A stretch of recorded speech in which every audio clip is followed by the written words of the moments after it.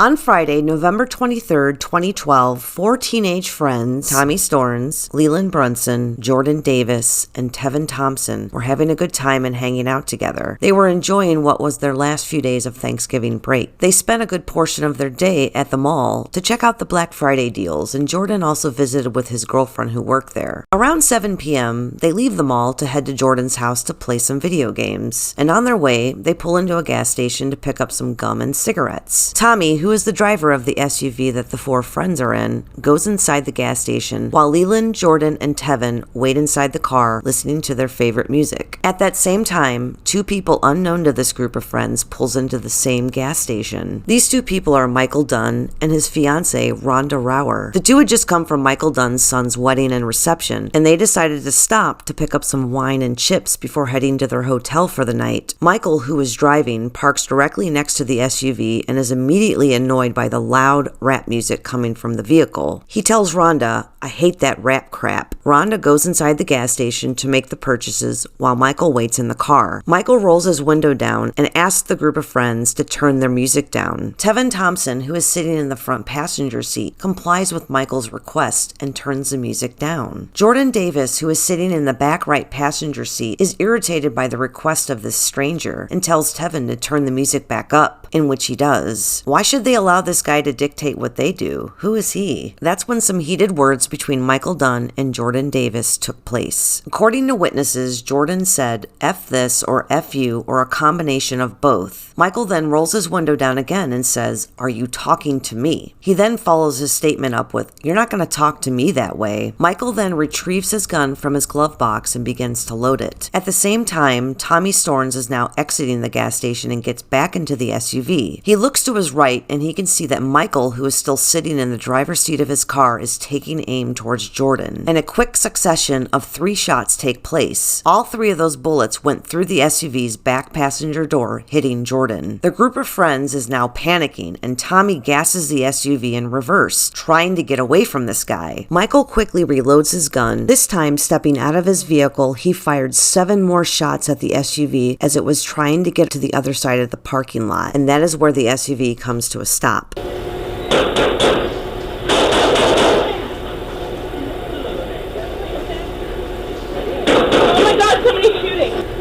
Michael's fiancée Rhonda, who had been in the gas station during this time, hears the gunfire and rushes out to see what is happening. He tells her, "Get in the car, we have to go." She gets inside the car and Michael drives off, leaving the scene in the direction of their hotel, where their dog was waiting for them. Rhonda, clearly worried, questions Michael about what happened. I asked him, what happened? Right. That's what I said. I said, "What happened?"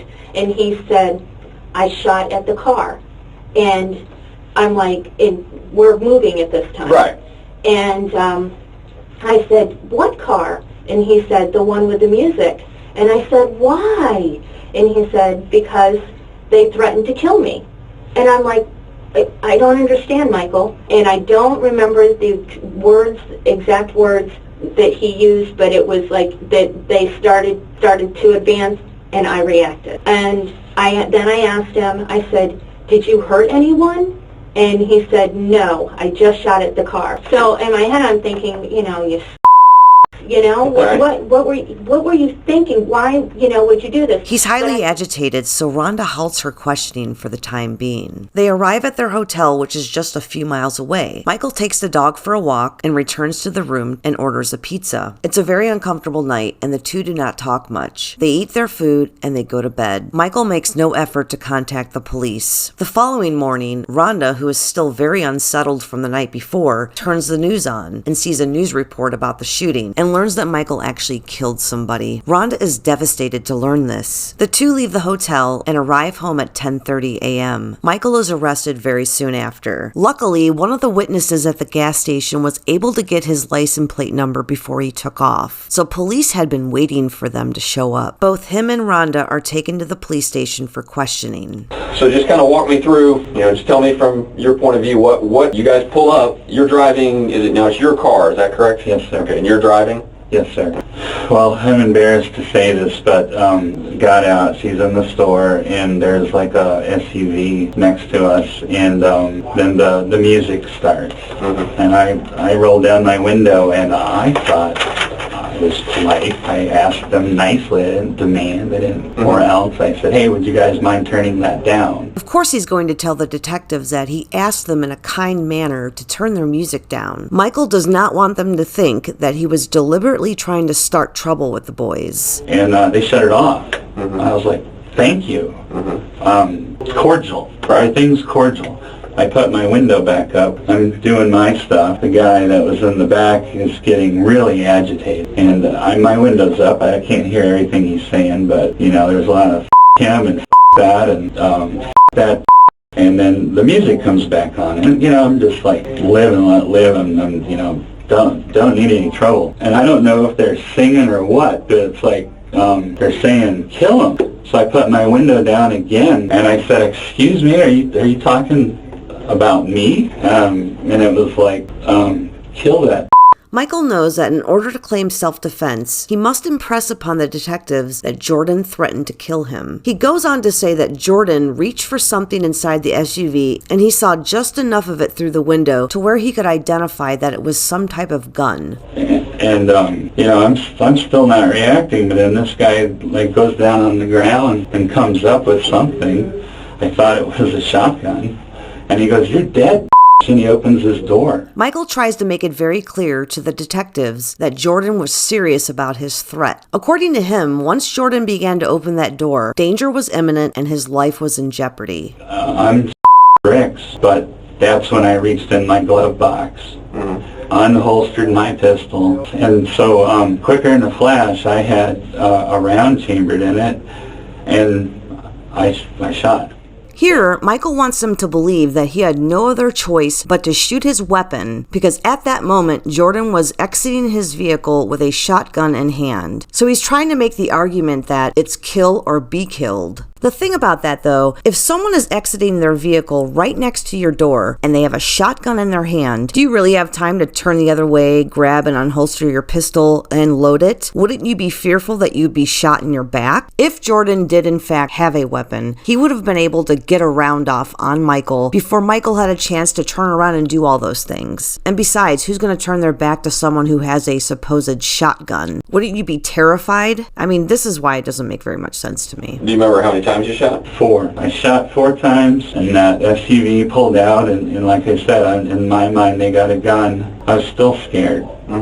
And so I shot 4 more times. And that was it. I mean, I still didn't feel safe. I thought, you know, there was another car. I didn't know. I just didn't feel safe there. So, well, where'd you go after we went right to our room. You went right to the hotel? Yeah. Okay. Didn't leave. We were just like bricks waiting for another carload of thugs to come. I mean, I'd never been so scared in my life. Michael is trying to justify his actions as to why he left the crime scene. He states that he was afraid that another carload of so-called thugs were going to pull up and do him harm. So we're getting an insight into what Michael was thinking. He's not thinking that the SUV next to him just has 4 teenagers who are having a good time. No, he's thinking that the car next to him is full of hardened criminals, or like he said, thugs. He undoubtedly says this because this group of teenagers happen to be black. My suspicion is that he wanted the detectives to believe that that is what he believed. If he believed that he was under threat by a group of dangerous thugs, some might argue that he was justified in doing what he did. The problem, I can tell you, where we start to kind of get a little wondering is by the time you say you get to your hotel room, you're calling to order pizza. Why aren't you calling us? I wanted to come back to my hometown to do that. You know, I shouldn't even left the scene. But I left the scene because I was still afraid. Once you leave and you are away from that scene, all we know is we got a dead kid in a car, okay, and we got a guy who shot and hauled ass. He acknowledges that he should not have left the scene, but he once again wants it to be known that he was still afraid and that's why he did it. The fact that he wanted to wait till he got home the next day to call his local sheriff doesn't make any sense. If Michael truly believed that he was an innocent party in this situation, he would have called the police as soon as he arrived at his hotel room. Here's another thing to consider. If Michael was truly afraid for his life, as he claims he was, why is it that when he got to the hotel, he took his dog out for a walk? Anyone who's fearing for their life life, would assume that maybe someone followed them to the hotel. So why would he make himself readily available to be shot or attacked? It makes no sense. I have nothing to say other than So other problems that we have too. Can you honestly tell us that you ever saw a gun inside that vehicle? I saw a barrel come up on the window, and it was either a barrel or a stick. Notice how Michael goes from saying that he saw a shotgun, and now he's saying that he saw either a barrel or a stick. But sir, they're like, we're gonna kill you. And then they say, you're dead, bitch. He knows that what he just said makes his story lose credibility. It wouldn't be considered self-defense if he believed that Jordan had a stick. That's why he emphasizes that whether it be a barrel or a stick, he did not wait around to find out. I mean, I didn't wait to look to see if they were gonna point it at me. He reached down and picked it up. And then Who reached down and picked it up? well, hopefully it's the guy that I hit, and that's the guy that was really agitated. But it really wasn't an issue of loud music. It was an issue of them threatening my life. He really tries to drive home the fact that his life was being threatened. I'll be the first to tell you there's no weapons in the car. I don't know what you saw. That's possible. When they drove off, they dumped it. They never left the parking lot. They circled around until they saw you leave, and then they drove right back. Biggest problem we got, the first hurdle we got to get over is that there's no weapon in that truck. Did he have a stick? Because he stuck something up. I'll double check it. I don't recall seeing anything like that, really. Well, The second problem we have is that the last set of rounds when the truck is backing away from you, and you put 4 more sets in it, 4 more shots into it, that's an issue. Because now if it's backing away, it's no longer a threat. I'm unsure what he's thinking at the moment that the detective tells him that there's no weapons in the vehicle. He's probably freaking out a little bit. He knows that this information threatens his entire story. Once the SUV starts backing up and away from him, it would be no longer a threat. He says that he continued to fire his weapon so that the boys would keep their head down so that they wouldn't have a chance to fire back at him. No, the guy that I was talking to, the one that I shot, he was coming out of his truck. That's when he said, you're dead, and opened the door. That's the point where I went and grabbed my gun. In the amount of time, he's starting to get out of the truck when you first start to go get but yet by the time you come back and start shooting, he's still in the truck. He's coming out. I think he saw what I was doing when it was running back in. I don't know. He is sitting in the back seat of that truck when he is hit. Yes, and then And you go and reach, but by the time you come back and come up just blazing, somehow he's still sitting in the truck. well, maybe I'm not as fast with the whole thing as I think I am, but it was, Or maybe he wasn't getting out of the truck. no, absolutely he was. In his mind, he believes that in order to justify the shooting and killing of the 17-year-old boy, he must maintain that Jordan was absolutely getting out of the car with what he thought was a shotgun and that Jordan was going to kill him. We talked to the other guys in the car, and they will all admit, they will all tell us he didn't like the fact that some stranger is telling him to turn his music down. He's 17. He's a teenager. Okay, you know what teenagers are. They're a little hard-headed sometimes, especially when they're out on their own. And did he throw some F-bombs at you? Basically tell you to go F yourself multiple times? Absolutely. They said, yep, he was jaw-jacking back and forth with that guy. But at no time did any of them say, well, okay, he did say he was going to kill him. Because it makes no sense, because what's he going to do? He's not armed. This is a very big hole in his story. How could Jordan threaten to end Michael's life when there were no weapons at all in that vehicle? It makes no sense that he would say, "You're dead, bitch," over someone asking them to turn their music down. I think the detectives are right on the money when they say that Jordan was getting lippy with him. Yeah, he may have thrown a few cuss words at him too. I don't think Michael could handle the disrespect. He flew off the handle, and that's why witnesses said that they heard Michael say, "You're not going to talk to me that way." I can totally see him talking to you. I can see that. But to take it to a level that he's threatening to end your life when he can't. There's no way he can. He doesn't have anything. I didn't know that. I know. That's all the reason that you're not knowing that is all the reason why you took your next step too far. Yeah, the problem is you went from 0 to 100 without ever getting to 50.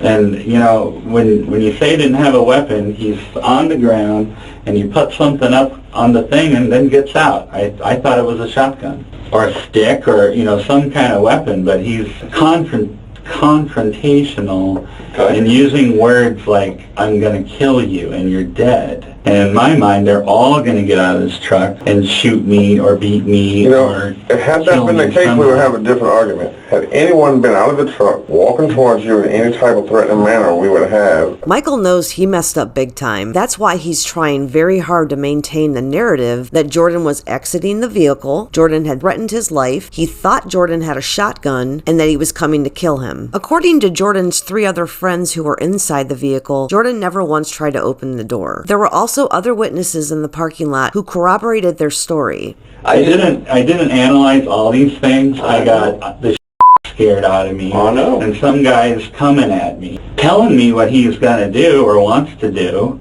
I reacted. I'm sitting here telling you guys I was in fear for my life. I honestly was. You don't think I have like asking someone to turn their music down in a public place? Absolutely, that was stupid of me.